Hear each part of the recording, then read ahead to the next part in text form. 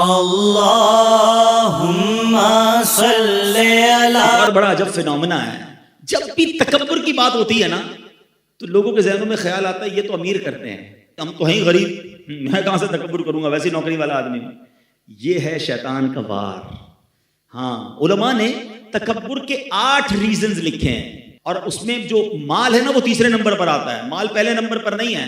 تکبر کا جو سب سے پہلا ریزن ہے نا وہ ہے علم. جب بندہ علم سیکھ لیتا ہے نا تو اس کو باقی لوگ جاہل لگنے لگ جاتے ہیں، ان کو تو آتا ہی کچھ نہیں ہے، انہوں نے پڑھا ہی کچھ نہیں ہے.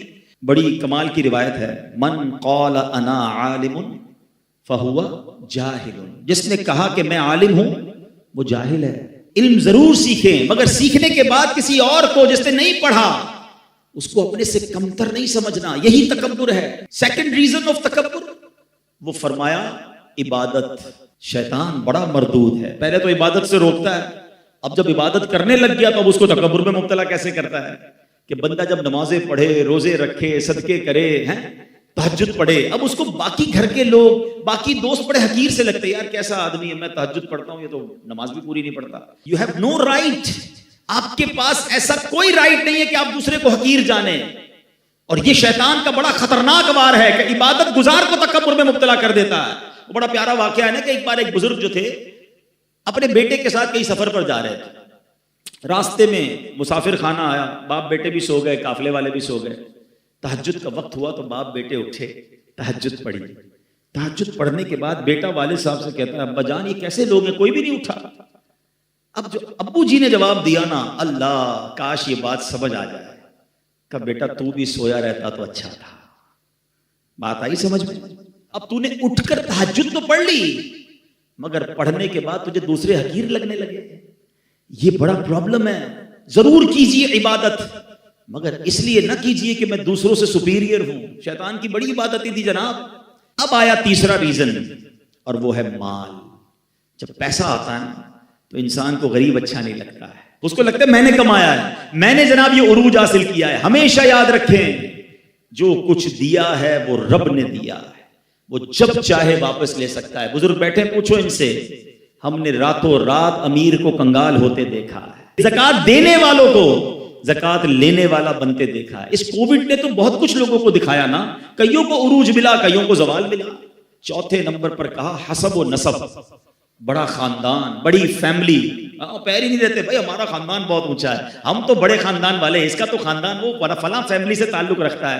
اللہ اکبر. ذرا سوچو میرے آقا علیہ الصلوۃ والسلام نے حجۃ الوداع کے موقع پر جو تاریخی خطبہ فرمایا تھا اس وقت یہ شاندار اعلان کیا تھا کہ اسلام آیا اس لیے ہے کہ اب یہ جو حسب و نسب کا تکبر ہے، تفاخر ہے، اس کو ختم کرنے اسلام آیا ہے کہ کوئی قبیلہ کسی قبیلے سے افضل نہیں ہے. اللہ کی بارگاہ میں مقرب وہ ہے جو زیادہ تقوی والا ہے. مگر آج بھی یہ بیماری موجود ہے کہ میرا خاندان اونچا، اس کا خاندان نیچا، اور یہ حسب اور نسب بھی تکبر لاتا ہے. اور جو یہ حسب نسب پر تکبر کرتے ہیں نا فیملی وائز، پھر کبھی کبھی ہم نے دیکھا ہے ایسی غلطی ہوتی ہے کہ کسی کو منہ دکھانے جیسے بھی نہیں رہتے، پھر کدھر جاتا ہے خاندان. تو کبھی اس پر تکبر نہیں کرنا چاہیے. پانچواں ریزن جو علماء کہتے ہیں عہدہ، منصب. کسی کو کوئی عہدہ مل جائے، کوئی منصب مل جائے، انسان پھر تکبر میں گرفتار ہوتا ہے. حالانکہ یہ عہدے، یہ کرسیاں یہ چند دنوں کی ہوتی ہیں، اس پر تکبر نہیں کرنا چاہیے.